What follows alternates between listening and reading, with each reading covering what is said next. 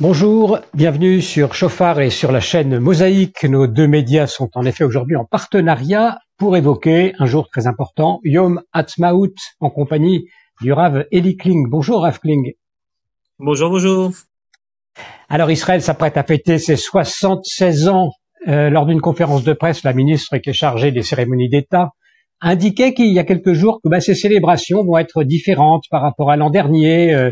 La cérémonie va être préenregistrée, elle se déroulera pas en public parce que, dit-elle, la guerre est toujours en cours, comme on le sait, et que nous ignorons la manière dont les différents fronts vont évoluer. Et elle ajoutait, il est bien difficile pour nous de faire cette fête de Yom Ha'atzmaut alors que la guerre fait rage, que 133 otages sont toujours aux mains du Hamas. Et certains se sont même interrogés sur le fait de savoir s'il fallait vraiment fêter cette année Yom Ha'atzmaut. Comment vous, personnellement, Rav Kling, vous abordez ce jour et cette question? Alors en fait, il faut séparer à mon avis les deux problèmes parce que c'est une question qui est pas spécifique à Yom Ha'atzmaut a priori, puisqu'on s'est posé les mêmes questions. Ça fait maintenant plus de 6 mois que la guerre a commencé, donc on s'est posé les mêmes questions à l'approche de Purim et puis à l'approche de Pessah aussi. Certains ont remis en cause même la tenue du Seder de la manière avec laquelle on l'a fait d'habitude, etc. Et ça revient avec plus de force encore à propos du Yom Ha'atzmaut. Et donc, à mon avis, il y a ici deux questions sur lesquelles il faut se poser, il faut résoudre, il faut réfléchir. Première question, est-ce que les fêtes les solennités, les commémorations auxquelles le calendrier juif nous convie tout au long de l'année, est-ce qu'on doit les changer leur manière d'être, les modifier ou les annuler, voire les annuler complètement à cause de ce qui est en train de se passer, d'une part. Et puis la deuxième question, spécifiquement à Yom Ha'atzmaut, est-ce que on peut, après ce qui s'est passé le 7 octobre, est-ce qu'il y a encore de quoi célébrer Yom Ha'atzmaut? Pas seulement si on peut décemment le célébrer alors que il y a tant de familles qui sont endeuillées ou tant de familles dont leurs proches sont en captivité. Et ça, c'est la question qui se pose pour les autres fêtes également, pas seulement pour Yom Ha'atzmaut. Et puis la deuxième question qui est spécifique à Yom Ha'atzmaut, est-ce que le contenu de cette fête, qui est l'indépendance, je rappelle que Ha'atzmaut, ça veut dire indépendance, est-ce que l'indépendance d'Israël a encore un sens après ce qui nous est arrivé il y a maintenant plus de 6 mois? Voilà, alors, procédons par ordre. Première question, répondez peut-être à la première partie alors de votre différenciation de questions par rapport aux... Alors, ok. Voilà. Par rapport à ce qu'on fait d'habitude, aux solennités et aux fêtes, etc., ma réponse est très catégorique. Enfin, de mon côté, bien que je comprenne très bien qu'il y a des gens qui pensent autrement, mais ma réponse à moi, c'est que au contraire, il faut surtout pas changer le calendrier. Il faut pas faire comme si les fêtes n'existaient pas. Il faut pas les mettre entre parenthèses, puisque si on le faisait, eh bien finalement, on donnerait au Hamas le cadeau qu'il recherche, c'est-à-dire perturber à ce point notre vie quotidienne que notre calendrier n'a plus de sens. Si on n'avait pas fait Purim, si on n'avait pas célébré Pessah, si on ne célèbre pas Yom Ha'atzmaut, ça veut dire que le Hamas a gagné finalement, puisque je vous rappelle que la définition du terrorisme, c'est de terroriser les gens et de chambouler complètement leur mode de vie. Il y a plus de fêtes, il y a plus de mariage, il y a plus de bar mitzvah, il y a plus de, et puis il y a plus non plus de fêtes collectives célébrées par tout le pays. On vit plus au rythme du calendrier juif, mais on vivrait un rythme qui nous serait imposé par les événements, donc par le Hamas. Et je pense très profondément que continuer à vivre dans la mesure du possible, bien sûr, comme si la guerre n'était pas, comme si on n'était pas réellement en guerre, c'est une manière de dire au monde et au Hamas et à nous-mêmes qu'on continue à vivre et que notre amour de la vie et notre passion de la vie est plus importante que tout le reste.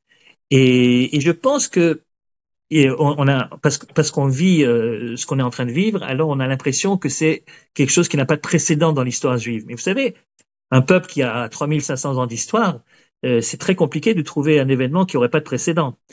Il y a des précédents dans l'histoire juive de ce genre de choses. Il y a des traumatismes, comme vous le savez, que nous avons passés, et donc on s'est posé la question. Nos responsables se sont posé la question, nos sages se sont posé la question. Est-ce que dans des cas pareils, il faut arrêter de vivre ou il faut changer notre mode de vie? Et la réponse en général a été justement non. C'est-à-dire que, par exemple, il y a une très jolie page de Talmud qui dit que après la destruction du temple, alors imaginez le traumatisme, le temple est détruit, quelques mois seulement plus tard, c'est les fêtes de Rosh Hashanah et de Kippour. Le temple a été détruit en été au mois de Av, donc 2 mois après c'est Kippour, etc. Et Rosh Hashanah juste avant. Et donc les gens commençaient à se dire qu'est-ce qu'on va faire, comment est-ce qu'on va pouvoir célébrer, est-ce que vraiment on va célébrer ces fêtes-là. Et certains ont refusé de manger de la viande parce qu'ils disent la viande ça nous rappelle les sacrifices qu'on peut plus amener. On prend plus de vin parce que les vins on les versait sur l'autel, etc. Et jusqu'à ce que Rabbi Yoshua, un des grands de la génération en question, se soit levé et dit mais enfin si c'est comme ça, vous devriez arrêter de boire de l'eau parce que l'eau aussi également on s'en servait pour le temple. Vous devriez arrêter de vous marier, de construire des maisons, etc. Et donc devant leur ils ont compris que c'était ironique et donc ils disaient alors qu'est-ce que tu proposes? Et ils disaient il faut continuer à faire ce qu'on faisait d'habitude comme on peut le faire le plus possible. Et il faut surtout pas s'arrêter, il faut continuer à vivre, il faut continuer par exemple les maisons, continuer à les construire, habiter, mais attention, mettez un petit mot qui n'est pas une maison qui ne serait pas achevée. Vous savez que c'est un minhag, c'est une habitude que les Juifs ont gardé, certains Juifs en tout cas, de génération en génération, que lorsqu'ils construisent leur maison, ils laissent de manière bien visible dans le salon en général une partie qui n'est pas complètement achevée, qui n'est pas peinte, etc., en souvenir de Jérusalem. C'est-à-dire continuer à vivre, mais ne pas oublier. Ce qu'il faut éviter évidemment, c'est que la vie quotidienne, le rythme de la vie quotidienne, l'énergie qu'on dépense pour pouvoir continuer à vivre au quotidien, nous fasse oublier la tragédie. Donc il faut rappeler la tragédie d'une manière ou d'une autre. Mais rappeler la tragédie, ça ne veut pas dire arrêter de vivre. Ça ne veut pas dire mettre entre parenthèses les différentes fêtes, etc. Donc au contraire, je pense personnellement que il faut comprendre que c'est un effort de guerre. C'est-à-dire lorsqu'on célèbre quelque chose, ça a autant d'importance qu'un soldat qui est en train de combattre le Hamas. C'est une autre manière de le combattre, comme pendant la Shoah. Si vous me permettez cette comparaison qui n'est pas précise en fait, il y a tellement de différences entre les deux, mais malgré tout pour les besoins de la discussion, comme pendant la Shoah, certains Juifs ont essayé envers et contre tout de continuer à célébrer les différentes fêtes, etc. Et chaque fois qu'ils le faisaient, ils avaient l'impression d'une victoire contre ceux qui voulaient nous détruire. Je pense que c'est la même idée qu'on devrait avoir. Il faut surtout pas annuler ce qu'on avait prévu, les festivités, etc. C'est une manière de leur dire notre amour de la vie est plus intense et plus forte que votre combat pour la mort. Alors ça, on comprend bien, Rav Klink, pour les fêtes, on va dire, bibliques, mais pour Yom Ha'atzmaut, précisément, c'est une fête de nature différente malgré tout. Est-ce qu'il n'y aurait pas des raisons pour lesquelles il faudrait mettre un bémol sur les réjouissances pendant cette fête? C'est la deuxième partie donc de la question. Oui, alors pour Yom Ha'atzmaut, on a un problème supplémentaire. À part la question qui se pose pour les autres solennités, les autres fêtes qu'on a déjà passées, qu'on va encore passer, à part ça, pour Yom Ha'atzmaut, c'est le problème de fond. Est-ce qu'il y a encore de quoi célébrer l'indépendance? Parce que il faut bien comprendre que si les mots ont un sens, indépendance, ça veut dire que nous sommes suffisamment libérés des différentes contraintes des autres peuples pour pouvoir s'auto-gérer, s'auto-diriger, s'auto-gouverner sans être dépendant justement, c'est ça l'indépendance, sans être dépendant des autres. Prendre des décisions seules, de manière autonome et arrêter d'être en fait les faire valoir des grandes puissances. Et donc la question qui se pose ici, elle est double. D'abord, est-ce que vraiment nous sommes indépendants? Vous savez que même pour le déroulement des opérations de guerre, c'est justement ça le grand problème. Israël décide quelque chose et il suffit que les Américains disent nous on vous laisse pas faire ça, pour que tout d'un coup on se dise peut-être qu'on va essayer de faire autre chose. Autrement dit, on a fait rentrer les États-Unis d'Amérique, qui est notre principal allié, à l'intérieur même des conseils de guerre, c'est-à-dire même les stratégies guerrières donc ne sont plus réellement l'objet de décisions prises de manière indépendante par le gouvernement israélien. Et donc évidemment, ça pose la question de savoir est-ce qu'on est vraiment indépendant. Et d'un autre côté, tout le monde comprend bien la situation, c'est-à-dire que nous sommes en effet dépendants de l'aide américaine pour avoir ne serait-ce que le ravitaillement militaire dont on a besoin, etc. Et donc on peut pas se permettre de faire toutes sortes de choses sans au moins un accord tacite de notre plus grand allié. Mais est-ce que ça veut pas dire qu'on a perdu l'indépendance, justement? Puis la deuxième question qui renforce la première, c'est ce qui s'est passé le 7 octobre. Est-ce que ce qui s'est passé le 7 octobre, ça n'est pas une manière de de dynamiter, de pulvériser ce pourquoi l'État d'Israël a été finalement créé, après tant de temps, tant d'efforts et tant de sacrifices, c'est-à-dire le plus jamais ça, qui est absolument impossible, grâce à la souveraineté juive, il est plus possible qu'on puisse tuer autant de juifs en si peu de temps. Et tout d'un coup est venu le 7 octobre, il nous a prouvé que c'était encore possible. Dû certainement à toutes sortes d'erreurs, etc. Mais c'est pas le problème. Le problème, c'est que ça a été possible. Et si c'est possible, est-ce que vraiment on ne s'est pas illusionné en célébrant depuis 76 ans maintenant l'indépendance d'Israël, basée sur ça, sur le fait que c'est un État refuge et que ici rien ne peut nous arriver, en tout cas rien de aussi grave que ce qui nous est arrivé en Europe. Ça, c'est les deux questions qui, à mon avis, sont les questions essentielles et qui reposent le problème de qu'est-ce que c'est que l'indépendance? Est-ce qu'il y a encore aujourd'hui, malgré tout, malgré ce que je viens de dire maintenant, est-ce qu'il y a encore aujourd'hui quelque chose à célébrer?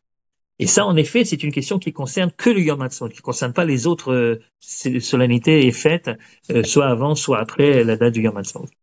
Donc, alors, verre à moitié vide, à moitié plein. Quelles sont les raisons pour lesquelles, finalement, il faudrait dépasser les objections que vous venez de faire et effectivement considérer qu'il faut fêter cette indépendance? La raison numéro un, il y a plusieurs raisons, en fait, mais la raison numéro un, c'est que contrairement à la situation que nous avions lorsque nous n'avions pas d'État, nous avons aujourd'hui la possibilité de riposter et de riposter de manière forte, avec en tenant compte des contingences, de la diplomatie, etc. Tout ça, c'est bien, c'est évident que l'indépendance ne veut pas dire aujourd'hui la possibilité de faire tout ce qu'on a envie de faire. C'est d'accord. Donc de ce côté-là, c'est vrai que l'indépendance n'est pas totale, n'est pas complète. Mais enfin, malgré tout, vous savez, il y a une phrase en hébreu qu'on dit très très souvent. Les problèmes des persécutions, c'était que Dam Yehudi Efker, c'est-à-dire que le sang juif appartient à tout le monde, c'est-à-dire qu'on peut tuer impunément du juif et qu'il n'arrivera rien, personne ne pourra réellement réagir. Or, ce qui s'est passé depuis maintenant 6 mois, c'est précisément le contraire. C'est-à-dire que ce qui s'est passé, c'est un vrai pogrom qui ressemble évidemment à ce que nous avions connu en exil, sauf que en exil, lorsqu'il y avait le 7 octobre, disons un pogrom à Kiev, eh bien le 8, il y en avait un autre à Odessa, et le 9, il y en avait un autre à Kishinev, le 10. Tandis que ici, ce qui s'est passé, c'est que, ok, on s'est fait avoir, on a reçu une grande gifle, mais on a tout de suite réagi, et cette capacité que nous avons à réagir provient du fait nous avons, une fois pour toutes, créé un État, créé une armée, on s'est doté des capacités militaires pour pouvoir réagir et pour faire en sorte que, même si, une fois, ça peut nous arriver, nos ennemis comprennent que on n'est plus à l'époque où on pouvait tuer les Juifs impunément. Donc, rien que pour ça, ça vaut la peine, malgré tout, de continuer à célébrer Yom Ha'atzmaut. Et puis, il y a l'autre raison. L'autre raison, elle dépend un petit peu de ce que vous avez en face de vous, quelqu'un qui est barbu avec une kippa sur la tête. Et donc, c'est mon avis personnel en tant que juif croyant, tout simplement. C'est que moi, quand je célèbre Yom Ha'atzmaut, chaque année, c'est pas juste parce que je nous félicite de pouvoir, en effet, réagir, qu'il arrive quelque chose et avoir notre mot à dire dans le concert des nations, mais c'est également une reconnaissance devant celui qui a créé le monde et qui dirige l'histoire, de nous avoir permis de réaliser ces prophéties qui datent depuis si longtemps et qui se trouvent inscrites en toutes lettres dans nos livres du Tanakh, dans les livres de la Bible. Et quel que soit ce qui est arrivé le 7 octobre, cette émotion-là de voir que nous sommes restés 2000 ans fidèles à cette terre, on aurait pu 100 fois, 1000 fois abandonner l'idée du retour à Sion, soit par découragement, soit par assimilation, et que nous sommes restés fidèles à cette terre d'une part. D'autre part, quelque chose de mystique, c'est que la terre également, comme l'avait prévu Rashi déjà dans un de ses commentaires du Chumash, lorsque dans le passage des malédictions, à un moment, le verset dit et la terre restera déserte. Et c'est censé être une grande malédiction. Et Rashi dit non, mais là justement c'est une bénédiction. Elle restera déserte, c'est-à-dire qu'elle refusera de répondre aux efforts que feront les autres pour essayer de la rendre fertile. Elle attendra le retour de ses enfants. Et à la fidélité d'Israël vis-à-vis de la terre, il y a une sorte de fidélité de la terre au niveau d'Israël et qu'en effet la terre ne peut redonner réellement ses fruits, sa verdure, ses arbres et ses fleurs qu'au moment où les Juifs reviennent en masse et qu'ils la rendent à nouveau fertile. Je vous renvoie au texte bien célèbre de tous les voyageurs occidentaux qui avaient pu commencer à voyager en Orient, faire le fameux voyage Orient. Avant c'était compliqué, mais au 19e siècle on pouvait, parce que les moyens de communication le permettaient. Et ces gens-là, que ce soit Mark Twain, que ce soit Chateaubriand, racontent en détail ce qu'ils voient, et ce qu'ils voient, c'est une désolation totale ou presque totale. Et il y en a un qui s'écrit, mais où est passé l'antique royaume de Salomon, etc. Tous ces gens, c'est des gens qui sont baignés de Bible et qui connaissent tout ça et qui voient à quel point tout est désert. Et puis finalement, les Juifs reviennent et tout refleurit. On parle souvent de Gush Katif, vous savez, ce territoire qui faisait partie de la bande de Gaza où se trouvait un certain nombre d'implantations juives. Moi, je me souviens très bien, il n'y a pas si longtemps, qu'au moment où on a commencé à Gush Katif, les Arabes n'avaient pas essayé même de fertiliser le petit territoire en question, parce qu'ils se sont dit, ils ont appelé ça la terre maudite. C'est un truc, c'est du sable, il n'y a rien qui pousse, etc. Les Juifs sont arrivés, et vous savez que Gush Katif est devenu, grâce aux agriculteurs juifs, une des principales sources de production de toutes sortes de choses, depuis les tomates jusqu'aux salades. Et lorsqu'on est parti, eh bien, tout d'un coup, c'est redevenu, bon, qu'est-ce que c'est devenu? C'est devenu une rampe de lancement de missiles, vous voyez. Ça, ils sont capables de transformer en ça, mais il y a ici une sorte d'histoire d'amour entre une terre et un peuple, et qui est empreinte de fidélité de l'un pour l'autre et de l'une pour l'un. À ça, vous rajoutez la grande fidélité du Créateur lui-même, qui a écrit des promesses, et qui a promis que ces promesses se réaliseront. Ani Hachem, je suis Dieu, quand je promets, ça se réalise, et que ces promesses se réalisent en effet grâce au fait que nous sommes un État indépendant. Dans un récent post Facebook que vous citiez justement, ce traité Sanhédrin, la page 98a, il n'y a pas de signe plus évident que la fin de l'exil a sonné que de voir la terre d'Israël redonner ses fruits. Est-ce qu'il faut vivre finalement notre situation actuelle avec en toile de fond cette tension vers la délivrance finale, la fin de l'exil? Personne n'a promis que ça se ferait de manière simple et sans drame. On a juste promis que ça se ferait. Et donc, l'homme croyant que je suis, quand il voit les prophéties se réaliser, il sait que toutes ne sont pas encore réalisées, il ne se berce pas d'illusions pour croire que la fin des temps est déjà arrivée, mais il est bien conscient qu'on est dans une autre période que la période de l'exil que nous étions il y a 85 ans. Il y a quelques jours, on a célébré ou commémoré le Yom HaShoah. Évidemment qu'on est dans une autre phase finalement. Et ça, quelles que soient les difficultés et les drames, les sacrifices qu'on est obligé de faire pour faire avancer le projet, il se trouve que le projet avance. N'oubliez pas que nous sommes plus de 7 millions de Juifs aujourd'hui en Israël. Même Théodore Herzl n'a jamais rêvé qu'un Juif sur deux habite son pays. Lui, il pensait que ça serait pour les quelques milliers de Juifs qui seraient en difficulté en diaspora, et que les autres, non, les autres resteraient là où ils sont. Et il s'avère que ce n'est pas le cas. Qu'il y a pratiquement 50% du peuple juif qui habite ici.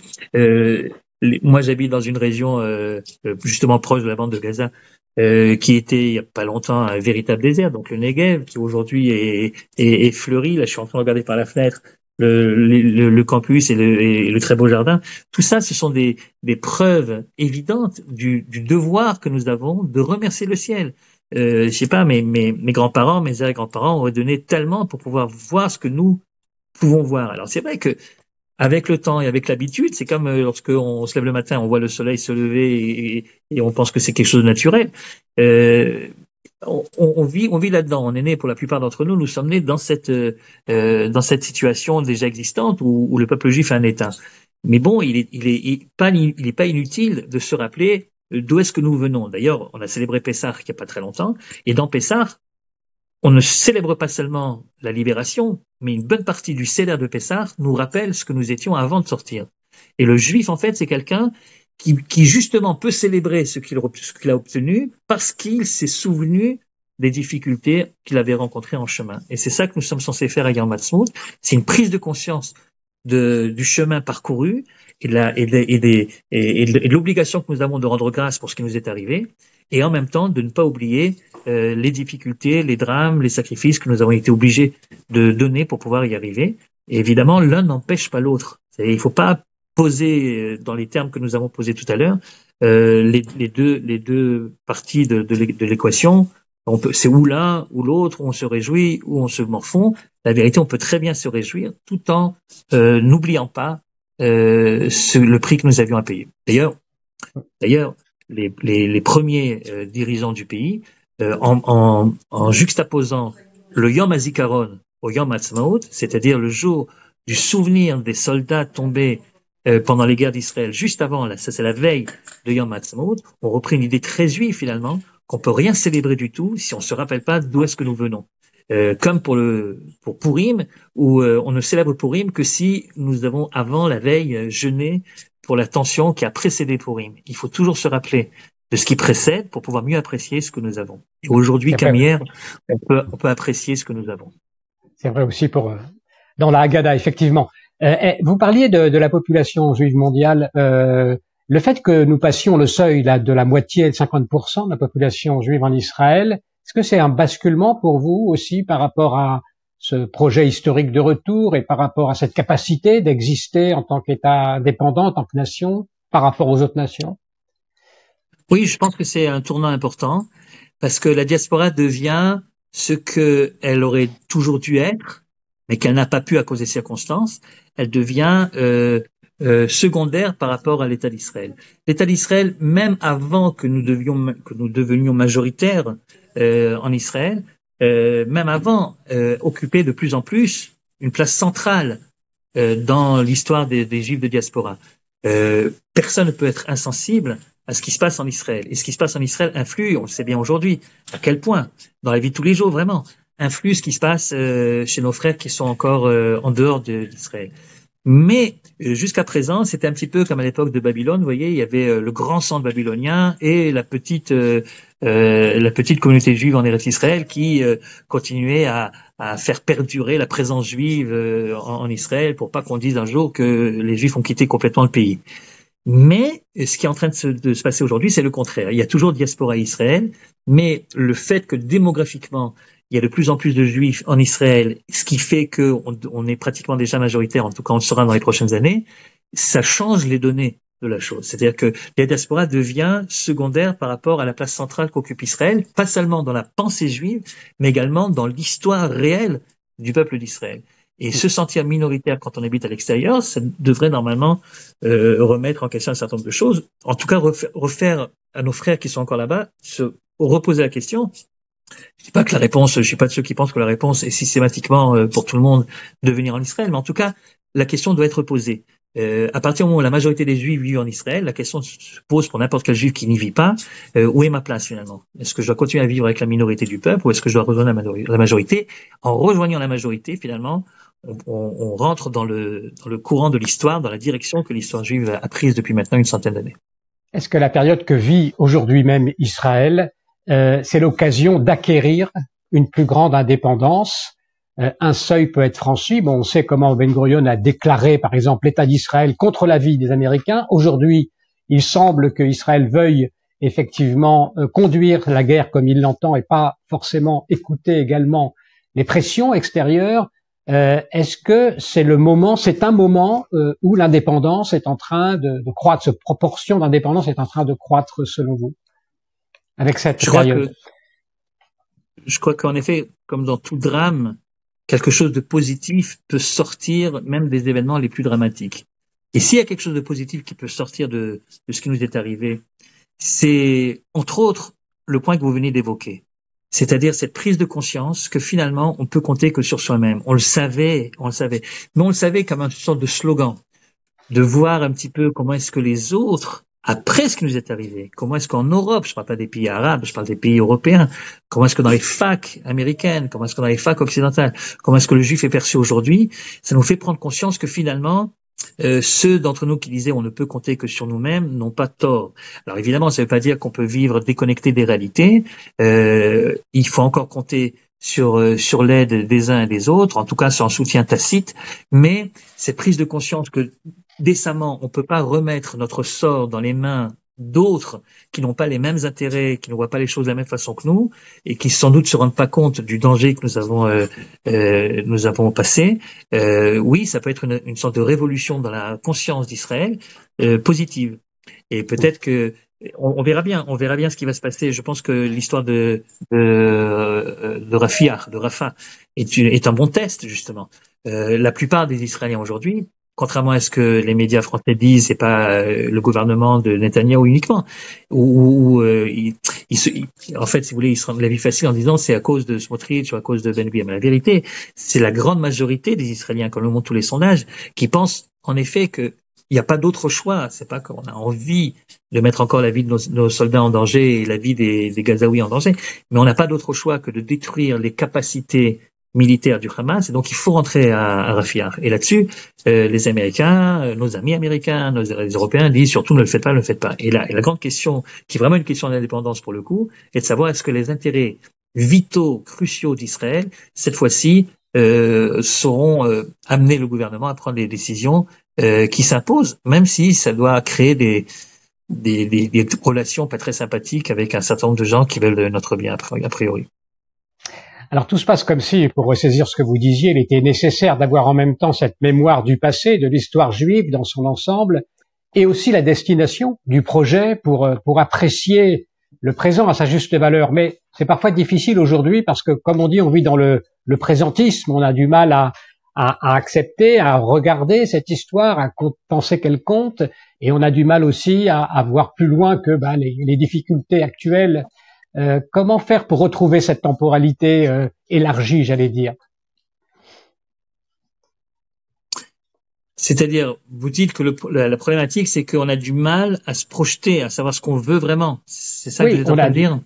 Oui, on a du mal. D'une part, je parle par exemple les Israéliens par rapport à leur passé, à leur histoire biblique, à faire intégrer cette histoire dans les choses qui se produisent aujourd'hui. Et de même, la tension, on va dire messianique, est aussi difficile à tenir du projet, en tout cas, parce que le présent est extrêmement présent.